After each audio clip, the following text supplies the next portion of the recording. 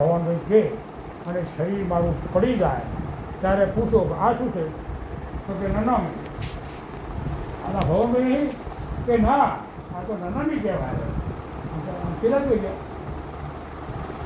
હવે તમે જુઓ, એનું એ જ શરીરમાં પડ્યું છે, પણ છતાં એને નામ આયા તો તાણે પણ નામ આયા તાણે દીધો નામ. તમે જન્મ લીધો ત્યારે કોઈએ કીધું કે હસુમતી જન્મ્યા કે પ્રજાપતિ જન્મ્યા, અગર પટેલ જન્મ્યો, કોઈ એમ કે અમારા ઘેર ફલાણો ભાઈ જન્મ્યો, એવું છે જ નહીં. આ તો વળગાડી પાડ્યું છે આપણને, અને એ વગડાયેલું આમદથી છૂટી જાય કે આ તો આપણે સંસારને ચલાવવા માટે અને સંસારમાં સમજવા માટે આપણને આ નામ પાડ્યું છે. એટલે કોઈ બોલે કેમ કાપ્યું? તો હા કહેવાનું. અને તમે કહેતો કે હું તો કોઈ કશું નહીં, એને મને આવું ભાવે, એ મને ભાભી ભાડે કે ભાઈ ભાડે કે બેન ભાડે, તો મને એ કહે તો મારે હા કહેવું પડે. હું સમજી દઉં કે હું કશું છું નહીં. અને એવું પારસ જ્ઞાન આપણને જ્યારે થાય ત્યારે એ પારસ જ્ઞાનનો કોઈ મહિમા છે ને, જેને જેને મળ્યો છે ને એ જ પુરુષો આનંદ કરે. ન તો પીવો ને મને પાયો રે હરિરસ પીવા દે. હા, નતો પીવો ને પીધા પછી ખબર, પીછ્યા પછી ખબર પડે એમાં જ્ઞાનનો માર્ગ એવો છે. પેલા બે માર્ગ છે ને અટપટાય, એની અંદર ખૂબ મધુરી છે, પણ સંત પુરુષોએ એની વાત કરી કે એક ઘડી ખબર નથી, કાળની શું પડશે એ કોઈને ખબર નથી. ભગવાન રામ અને કૃષ્ણ એવા મહાપુરુષો સમર્થ હતા, અને જેટલા જેટલા મહાપુરુષો થઈ ગયા તેમને મરણની ખબર કોઈને નહીં રહી. કે કાલે શરીર મારું પડી જાય એમ કે શરીર અશક્ત થાય તો એને એમ કે હવે મારું શરીર થોડો સમય રહેશે, આ શરીર મારું હવે એમ લાગતું નથી. એમ ના કહે કે કાલ 5 વાગે હું મળી જઈશ, એવું ના કહે. એટલે આવી ખબર બધાને છે. અને કોઈ પણ વસ્તુની સાચી સમજણ પડે તેનો ભય ના રહે. એક નાનો ચકરો બેસી જતો હોય તો એને કરડવાથી આપણને ખબર છે કે એના ડંખમાં ઝેર છે, એને કરડવાથી બચે. એનાથી બચવા માટે આપણે પ્રયત્ન કરવો પડે. પણ ધારો ને તમે તો એ પગ આમ બીગી દો ને તો મરી જાય. એવી શક્તિ તમારામાં છે, પણ છતાં પણ એનાથી આપણે ભયભીત રહીએ છીએ. અને એવા અનેક પ્રકારના ભયોમાં આપણું જીવન જીવ્યું છે. કોઈને મરી જવાનો ભય ને, કોઈને જતું રહેવાનો ભય ને, કોઈનું ખોવાઈ જવાનો ભય ને, મારું આમ થવાનો ભય ને, મારું શું થાય એનો ભય ને, હવે એક પ્રકારના ભય, એ બધી વસ્તુઓનું સમાધાન એને થઈ જાય. ખબર પડે તો કે આ શરીર આજની દુકાન, અમે ત્યારે પડી તો જવાનું છે. કોને મોટા મોટા મહારથીઓ, રાજાઓ અને ભગવાન જેવા એ નહીં રાખ્યું, આપણું નથી રહેવાનું. અને પડી જાય તો કોઈ શોક ના થાય, કોઈ દુઃખ ના થાય. આપણને થાય કે ભાઈ આ સમાન હોતું નથી. જે વસ્તુ વિધિના વિધાન પ્રમાણે બને એમાં કદી શોક કરવાનો નહીં.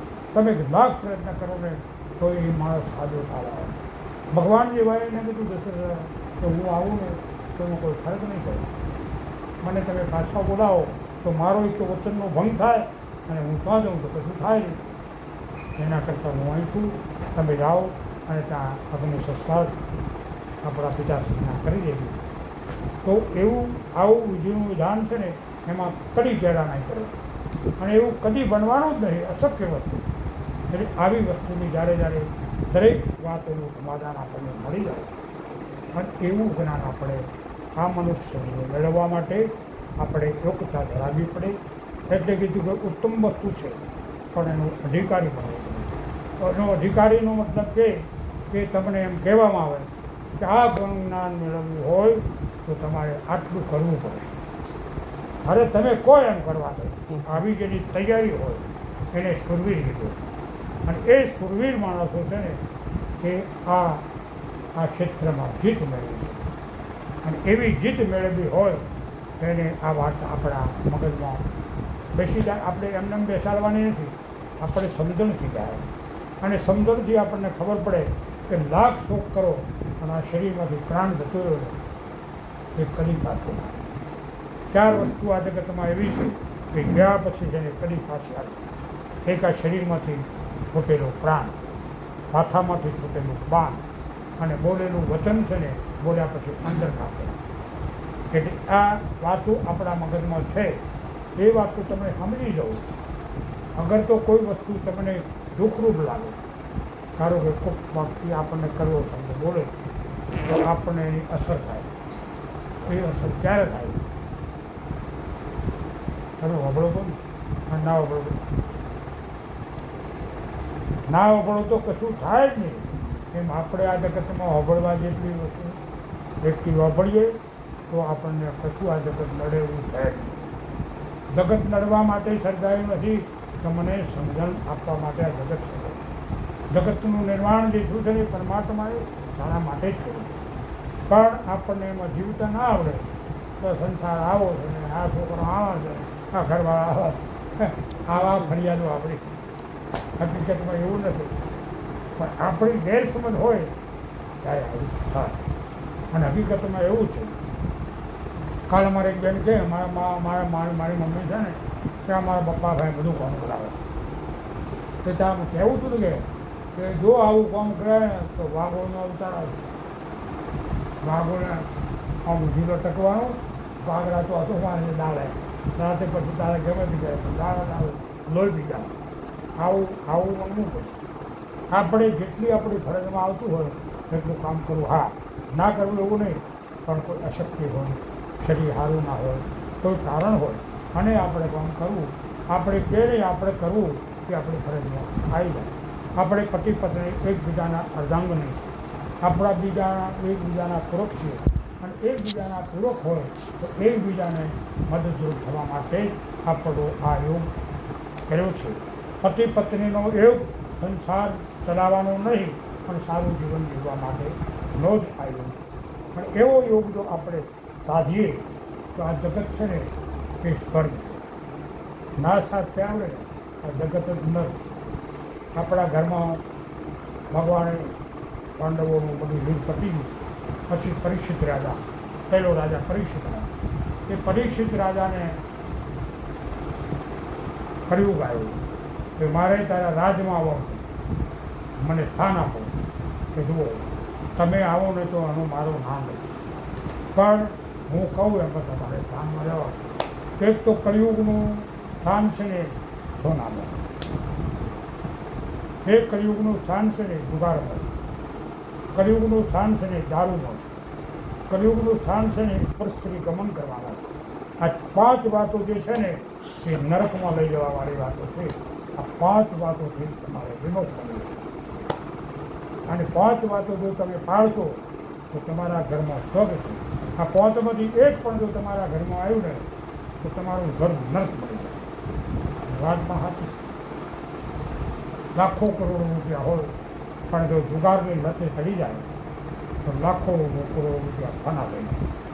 આપણે તમે જુઓ પાંડવો જુગાર રમવા ગયા તો રાજપાટને દ્રૌપદી ભૂલી આપી દીધી.